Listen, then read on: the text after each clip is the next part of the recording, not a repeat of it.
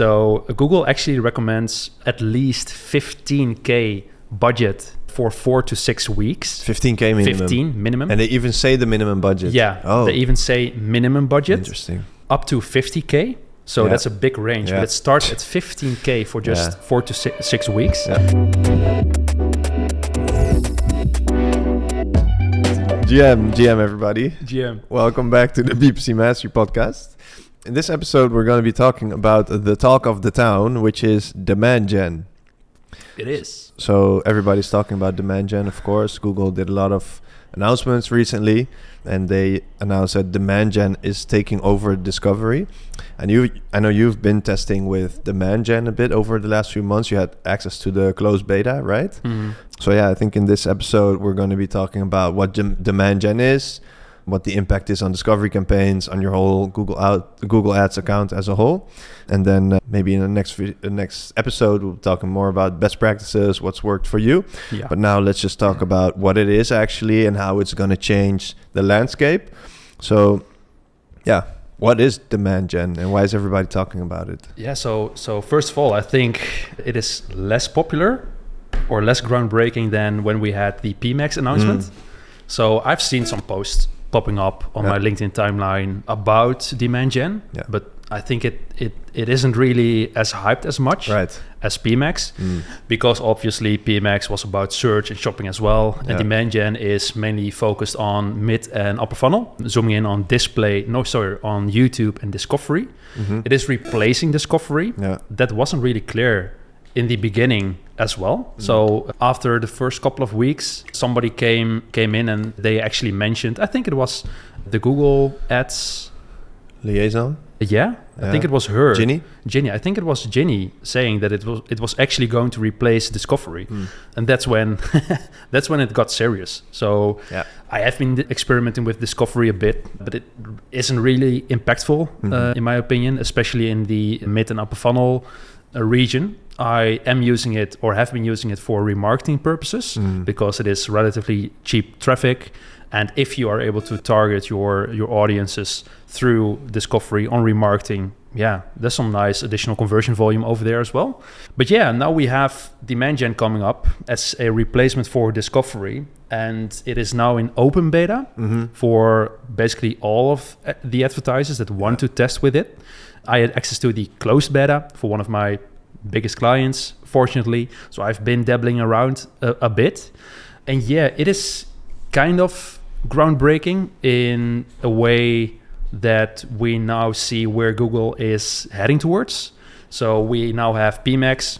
That's a combination of all of the placements and networks combined. Everything just in one campaign. And now we have another combined all-in-one campaign for just upper funnel and mid funnel that combines discovery and YouTube placements.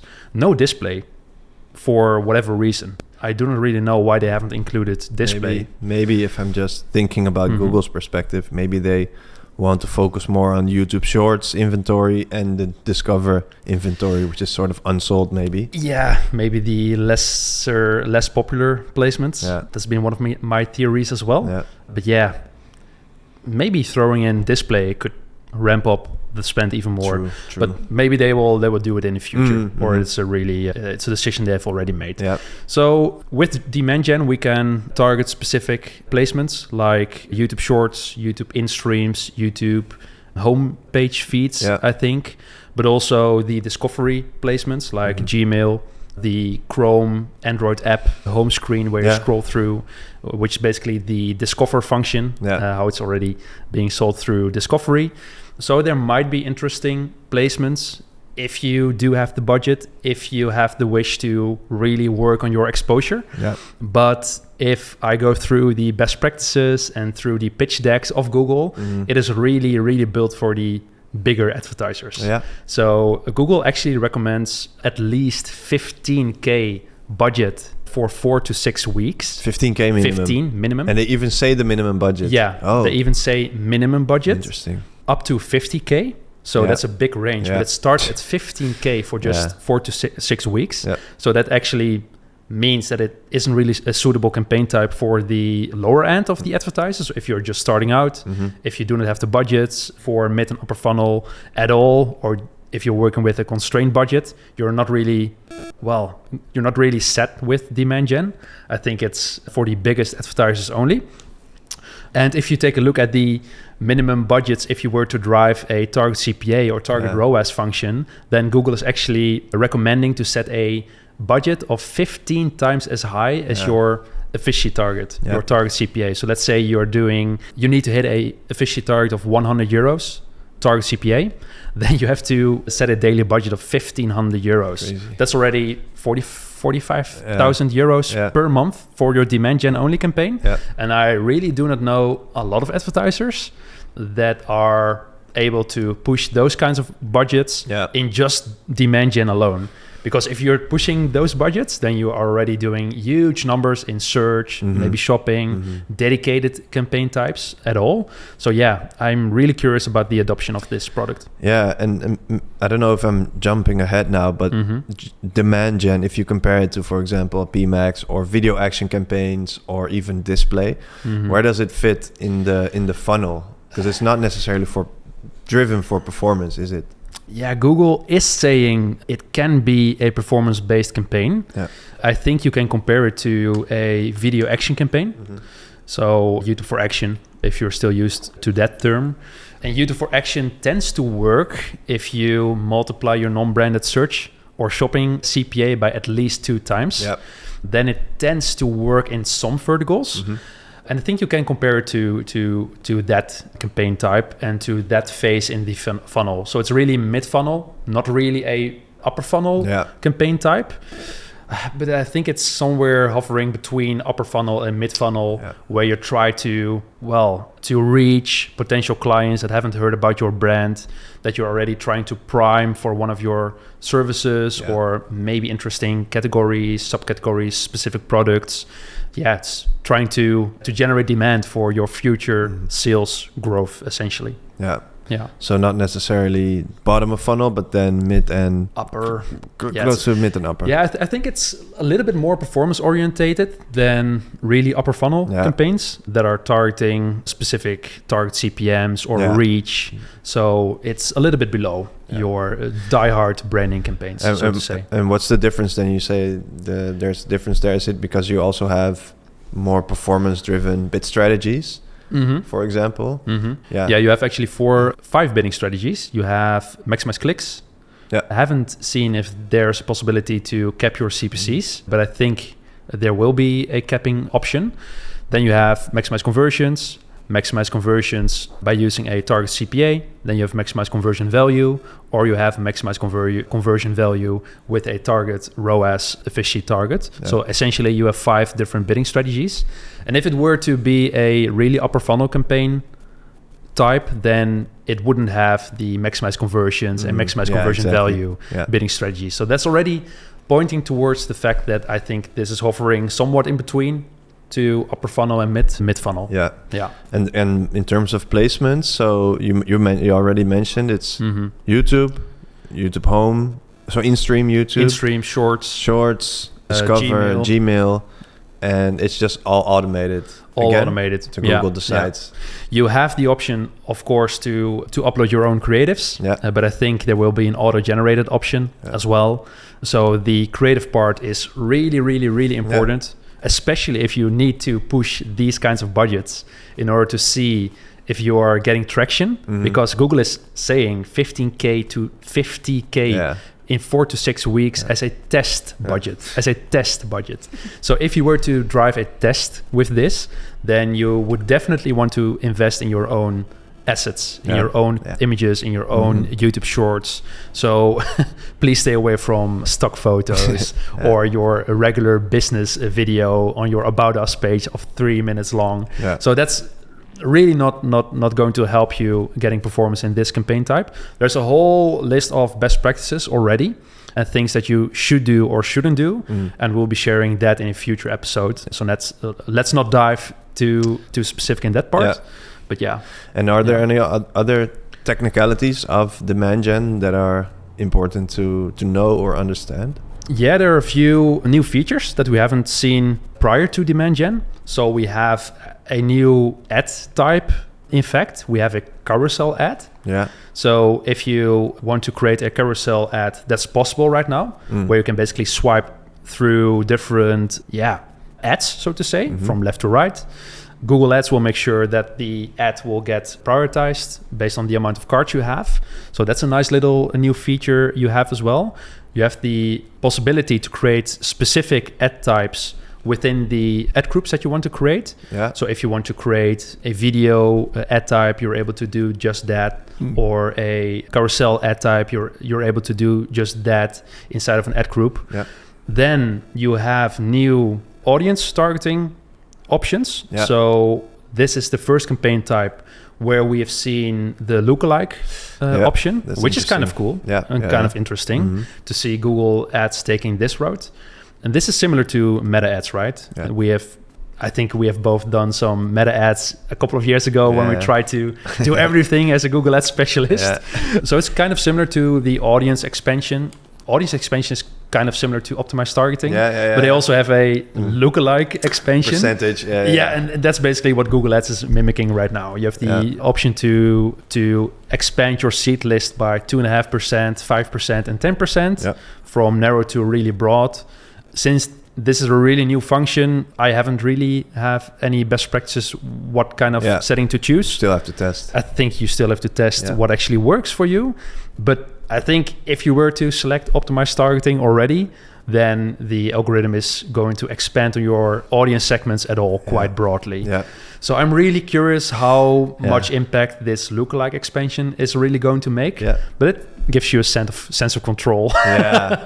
Maybe fake sense of control. We don't know. Yeah. but it's nice. Maybe we see a similar feature adopted in PMax in the near future. That would be sick. Yeah, it wouldn't surprise me. Yeah. Yeah. And in terms of targeting, is it like PMax that it's open targeting with signals? Or are there also other audience segments that you can directly target?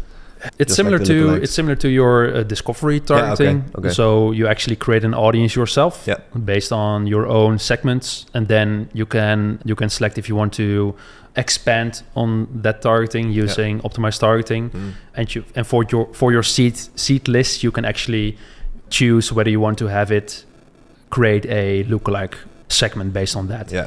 So it's more audience based than signal based. Yeah.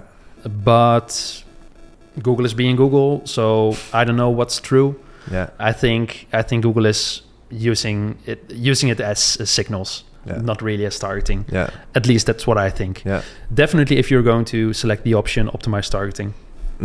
Yeah. Which is also optimized targeting also in demand gen and the lookalike segments. Both. Interesting. Yeah. So are the lookalike segments then?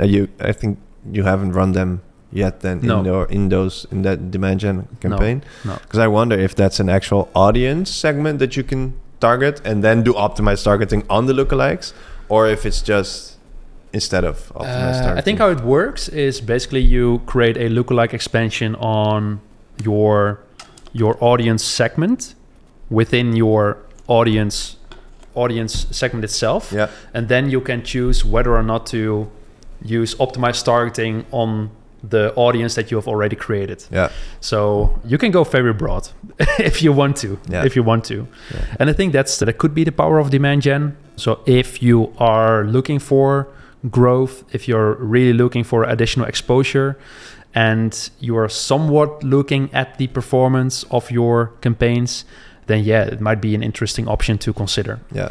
There's actually a great way in demand gen, which I'm kind of hyped about, to measure the uplifts. So we have several measurement protocols, so to say, that can measure search lift, brand lift, conversion lift by using different frameworks. Yeah. So you can actually see how demand gen impacts your search campaign uplift. Super interesting. Brand lifts. Yeah. So are people looking for your brand more frequently after you've used demand gen? And what are your conversion uplifts? Yeah. So are people actually converting more? Is it driving incremental conversions since you have started running demand gen? Yeah. So these are really interesting models to use and to leverage, I think. But they are being based on what what data points Google has. Exactly. So I think you should take it with a big grain of salt. Yeah. If you were to use these lift studies, so to say, search, brand, and conversion lift studies, then I would definitely pair that with your third-party attribution tool. Yeah. And I think if you are doing these kinds of budgets, then you should have already a third-party attribution tool in place to properly see if how your campaigns are running and how everything is being attributed towards your final conversion. Yeah, especially as you do more inside of Google Ads, because I think with demand gen, Google's also trying to compete more with Meta, like Facebook, Instagram, TikTok ads, etc. Yeah. And then, I mean, it's not necessarily bad by itself if you do more on the Google side, but as you shift more budget towards one platform, I think it becomes even more important to analyze with a third-party tool, because otherwise they have all the power and they say this is the truth, and then you just have to believe that it's true, even though it's not always which is not true. No, absolutely not. I think it's never the truth. No, because on the other hand, Meta is also going to say the exact same thing. If you add up all of the conversions, then you end up by 2-3 times as many conversions that you actually have inside of your backend. So you definitely need an independent tool to look over the attribution of all of your campaigns. And is there any, I don't know if you know, but speaking of attribution, is there data-driven attribution with other campaigns, with demand gen? That's pretty nice. So data-driven attribution, DDA, is also incorporated within demand gen.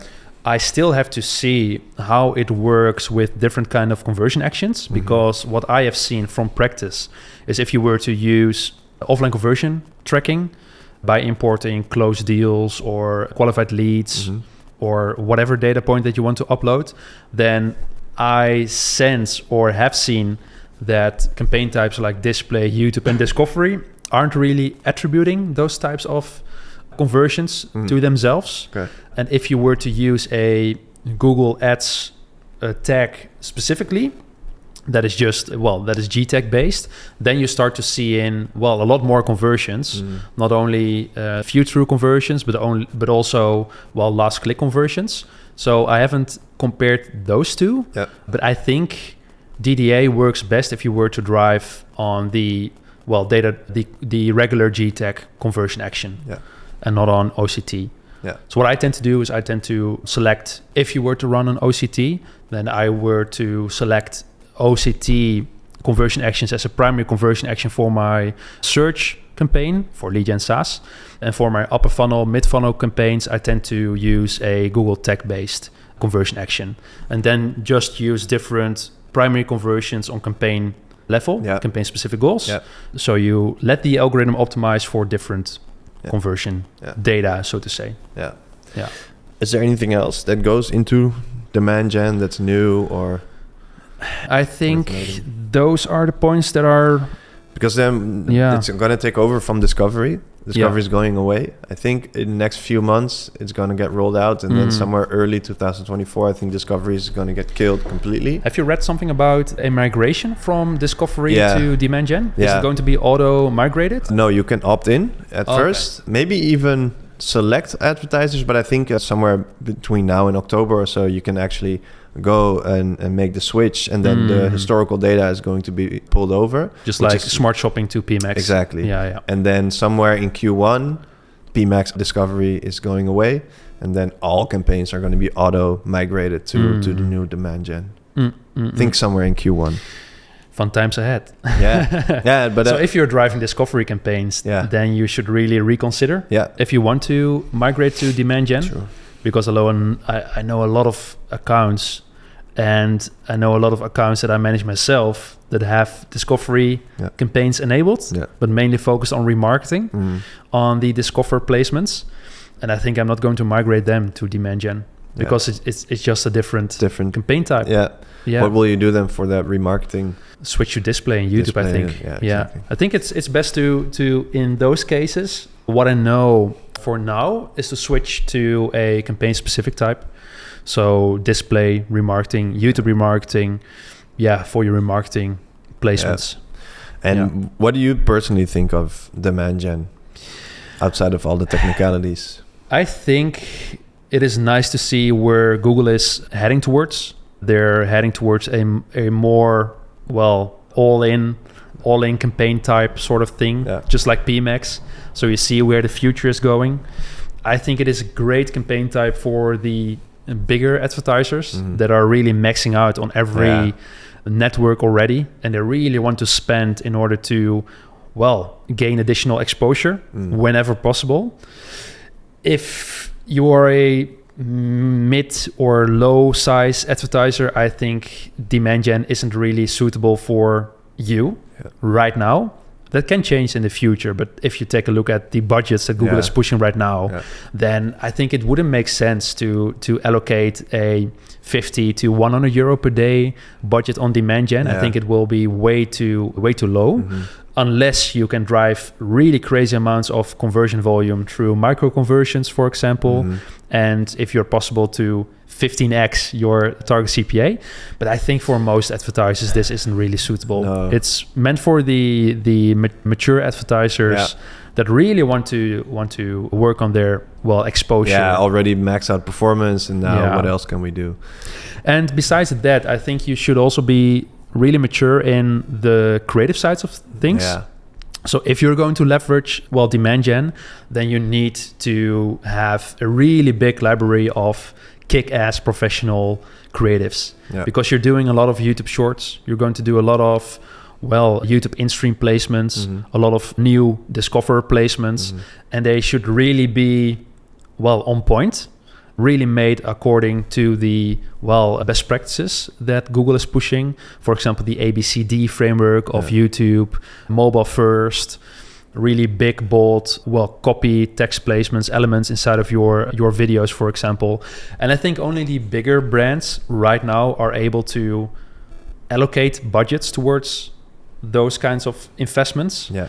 I personally have trouble convincing smaller and even mid-size advertisers to spend a few thousand euros to their creative part and to create YouTube videos by hiring a video agency or whatever. So I think we have to see the adoption where it goes. But I think you will not see a lot of accounts with demand gen campaigns enabled. Yeah. Cool. So what are you going to do next? Because you've already ran the test in the closed beta. Yeah. Is that still... It's still running. Still running? It's still running. What's next for that test? Or are you doing anything specific? Well, right now we've set it up according to the best practices that Google has shared with us during the closed beta. It has been running for quite a while now. I think for 7 or 8 weeks already. So right now we're going to refine the campaign and see where we can actually grow. But we still have to see. Then do the search lifts and all those studies, etc. Yeah. And I think if Google is offering those lift studies, search, brand, conversion lift studies, then that also implies that it's not necessarily focused towards conversions directly, because if it was, then you would see the conversions probably directly coming from that campaign type. But now it's much more like for example with bumper ads, I think bumper ads are much more upper funnel on YouTube, but they also offer those studies to sort of prove even though it's working, even though you get zero conversions from these campaigns, they're working because look at this data. So I think if they also do that with demand gen, then that kind of tells me that it's probably not going to be one of your biggest conversion campaigns, but leading up to that. That's always kind of tricky. And I really think that if you want to see if this works for you as an advertiser, that you really should work with third-party attribution tool. I think you cannot really trust the data inside of Google Ads. I think just like PMax, Google will attribute a lot of conversions through DDA to mid and upper funnel campaigns to basically, pretend they're working. And I think in a lot of times they will be working, but I think the truth will be that they will work really less effectively than they pretend to work. That's an assumption. I think you have to see that for yourself in your own data, but that's my gut feeling right now. All right. Yeah. I think we can go on and on about best practices, but we will do an additional episode about that. Yeah, there's a lot more to say about bidding strategies, creatives, audience targeting, campaign structure. So yeah, I will dive into a specific episode about demand gen best practices in a future solo episode. Nice. So stay tuned for that. Cool. All right. Thanks everybody for listening, viewing, watching, and all that stuff. Don't forget to like and subscribe, leave a review, and lastly, share this with a colleague or a friend who might be interested in upscaling their PPC game. All right. With big pockets. With big pockets, yeah. For exactly 15 to 50K per month. All right, that's it for demand gen. Let's see what the future is going to bring. And yeah, it's always, at least to me, it's always fun to see new campaign types we've rolled out because even though like PMax, whether you hate it or love it, it did bring like new energy into the PPC world. So I think this might do that as well. I hope so. We'll see. Yeah. All right. See you next time. See you in the next episode. Ciao.